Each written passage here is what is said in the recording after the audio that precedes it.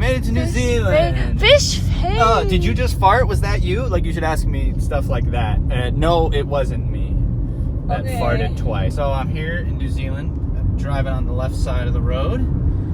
And I have experience from driving my friend Bailey Tuddenham's truck in Noosa on the left side of the road for about 2 kilometers one time, home from the bar. So I kind of know what I'm doing here.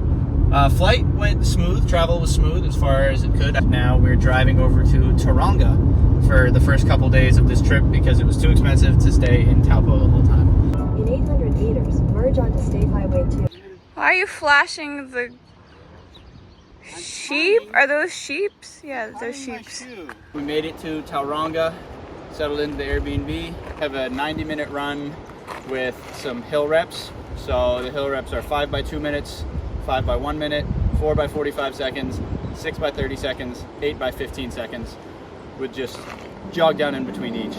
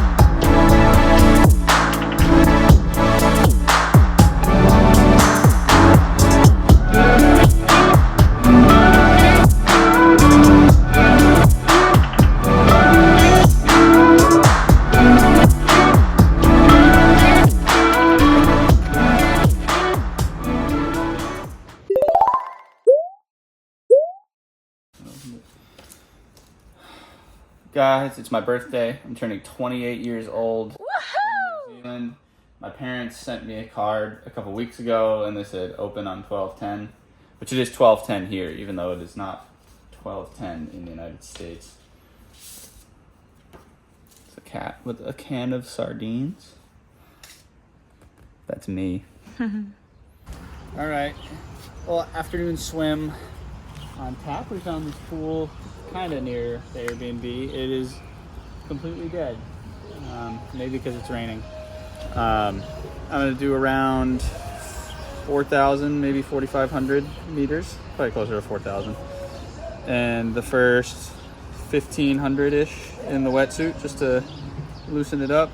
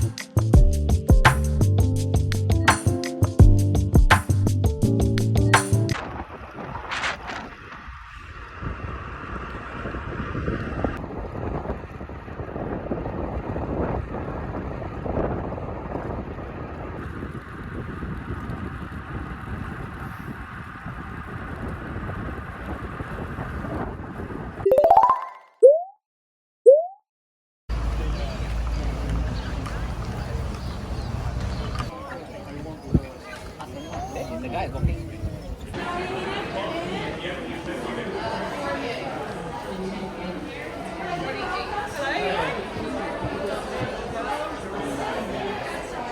What's up, guys? We made it to Taupo, or Topa. It was raining most of the day, so my window for biking closed. I decided I didn't want to bike in the rain. And yeah, I'm doing my last little tune-up run workout, 6x1K race effort. Hey, good luck! Thank you. And in true race week fashion, now that we're like at the race location and the race vibes and everything, I feel like shit. It's, you know, I'm running 3:15s in the trainers, and now I'm gonna put on the Alpha Flies for the last 2 reps and still try to run 3:15s, but just make it as easy as possible. You don't feel more pressure? No, I feel less pressure actually, because the field is so stacked. There's like literally nothing expected of me. Whereas in a smaller North American race, it's kind of like, oh yeah, get in, you know, get top 8, win some money, like try to get close to a podium, that kind of thing.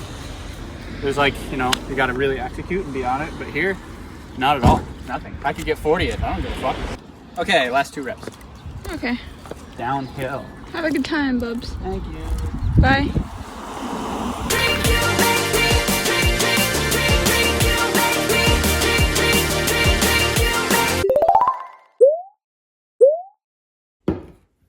Oh, how did I sleep? Terrible. I had to piss all night. I got up to piss 4 times. David's still sleeping. Okay, yeah. I bought some Powerades at the store yesterday to drink this morning. And I didn't realize it was Powerade Zero.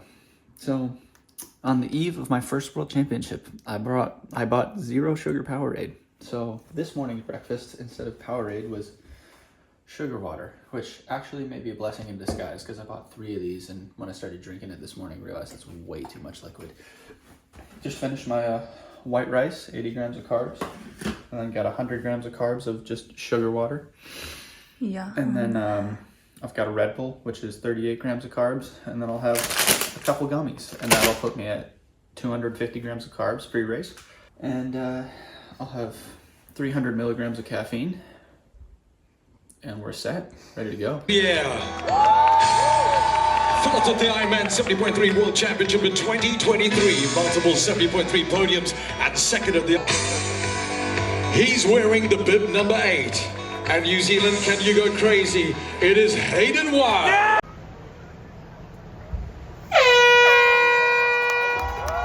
World-class Ironman 70.3 World Championship men's race is a go, go, go. Ari Clow from the USA. Definitely in the lead in the handlebar moustache competition.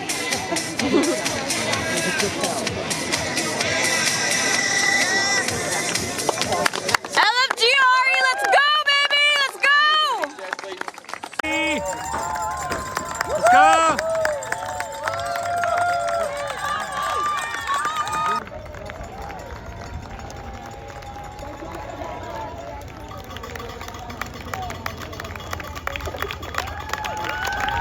Let's go, Ari! Get to work! Let's put it on there. Let's go, baby! Let's go!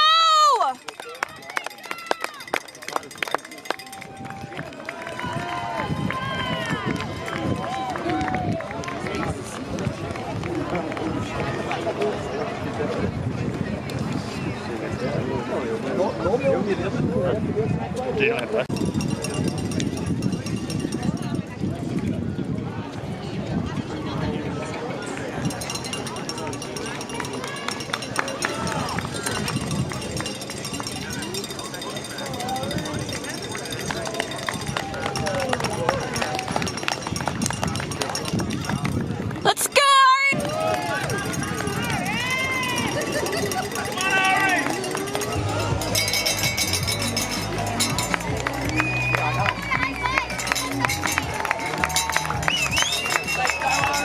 Yeah, Ari!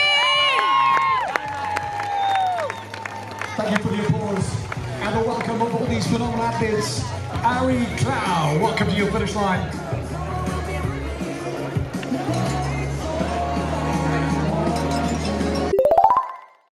Is it rolling? Yes, it's been rolling. Okay, guys. It has been 8 days since the race, and we filmed a race recap on a hot sands beach in Lake Taupo, actually the day after the race. And I did some conversing with my coach and the people around me, and I said I was disappointed with my performance and I thought I could have done better. And everyone was like, dude, like, what the are you talking about? Like, you did great. You did everything you could have. That's really a result to be proud of. In every way except the swim. Like, that's inescapable. I had a really bad swim, but that was really my only mistake of the day. Every single other thing in the race and around the race, leading up to the race, you know, the training block, my discipline and my consistency and my professionalism in the 10 weeks leading up to the race, like my training peaks was all green. It's the best training block I've ever had. My mindset leading into the race, the way I handled, you know, cross-world travel 7 days out from a race, the way I kept my head in it following a really bad swim, the way I ran. I think really everything except for the swim, and really just it was the first 200 meters of the swim where I just didn't do very well. Everything else was positive. And so the race recap by the numbers, I swam right around 27 minutes, and the leaders swam just under 22 minutes. So I was just over 5 minutes back from the leader, Greg Harper, my boy. Shout out, Greg. I know you're watching. And my bike, I biked a 209 something, 209 low, I think, and 316 watts normalized, just a little below that average, although the normalized and average were pretty close to each other. And I ran a 1:10:39, which was the 6th fastest run split in the race. So more specifically, the way the race went, the first 10 guys were introduced on the start line, like the top 10 ranked guys, and then everyone else kind of had this mad dash, and I was close to the back of that pack because I wasn't really thinking about my starting position much, and almost everyone with the exception of maybe 10 people, went to the left side of the starting line. And there was a bunch of space in the middle, and then maybe 10 more guys on the right side of the starting line, including Henry Skuman and a couple other pretty good swimmers.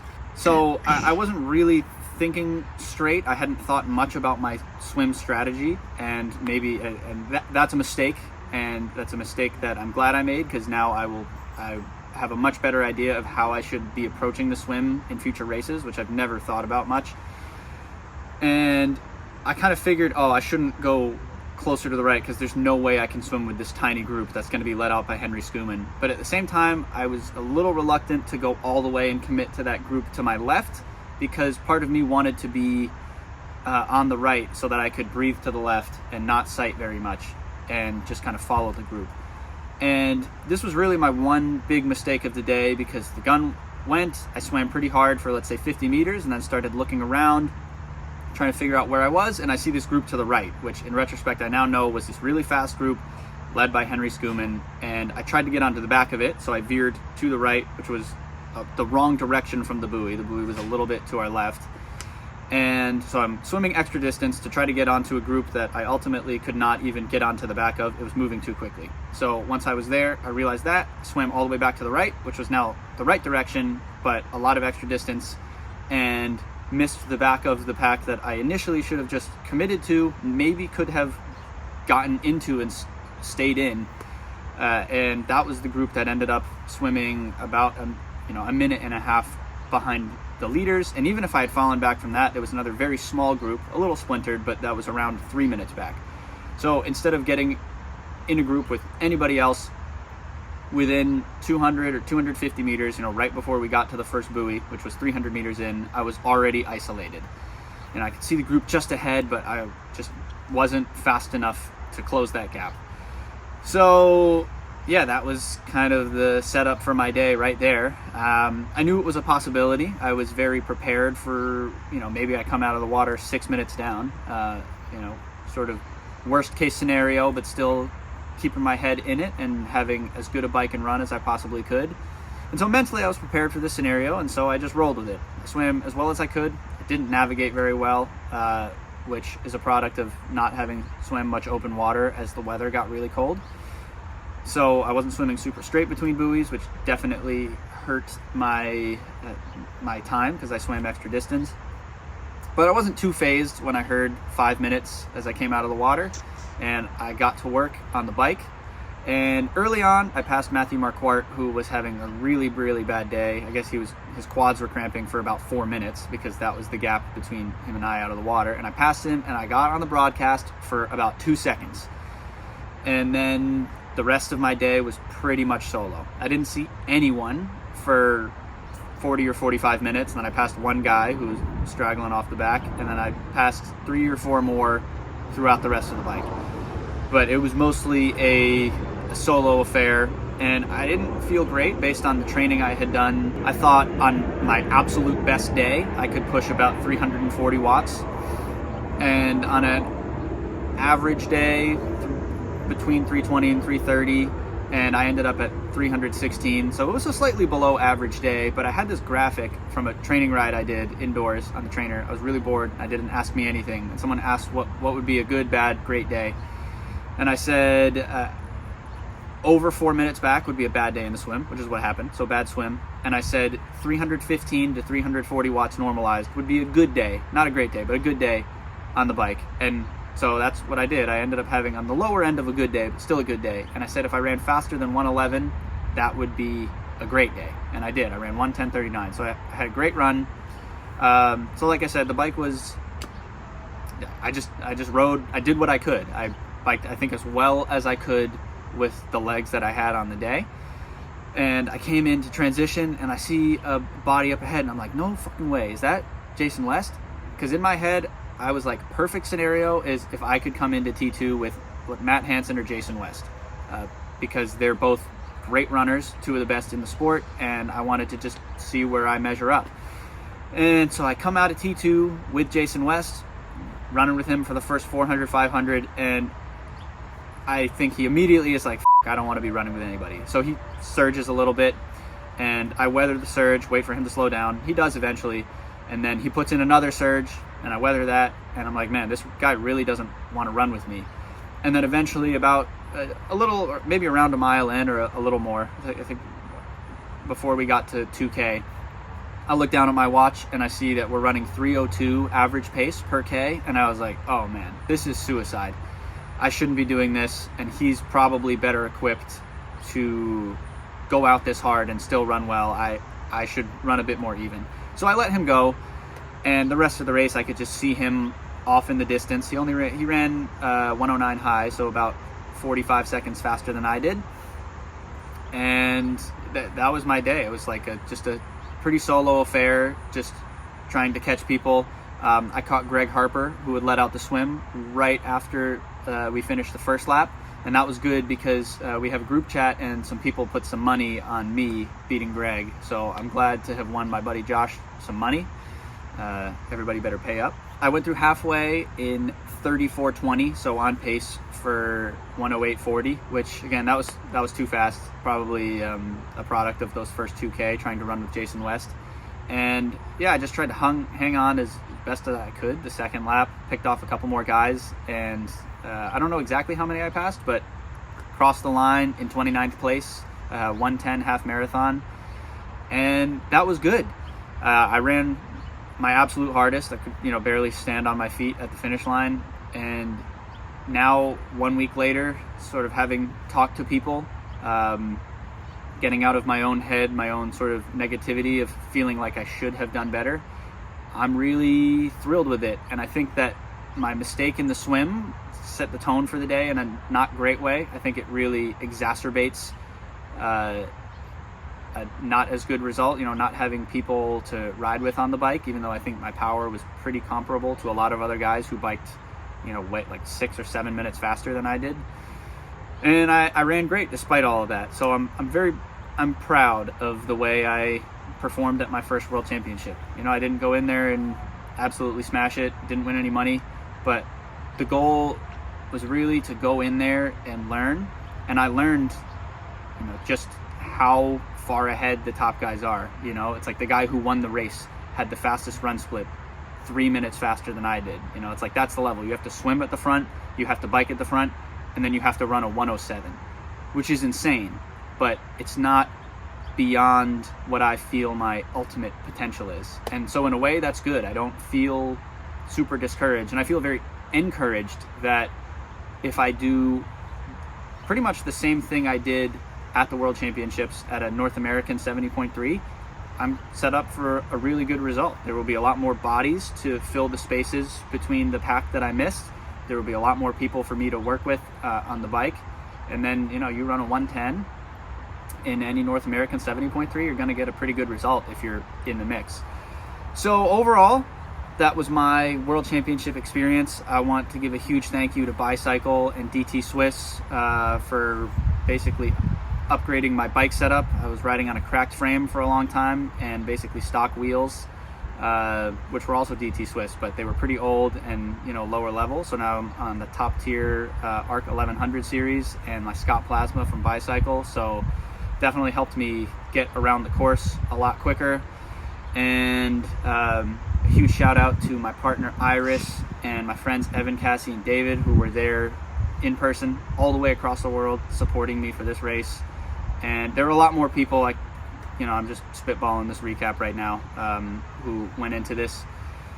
But yeah, I feel very, very grateful, and I've already taken a week mostly off. I swam and ran a little bit, but I'm very excited for the next year and to race a little bit more, well, a lot more than I did this year, and stay on this journey, because I feel like I'm making real progress, and the day is not far that I can come to a World Championship and get in the top 10. You know, it's subtle changes and just another year, 2 years of training, and that's it.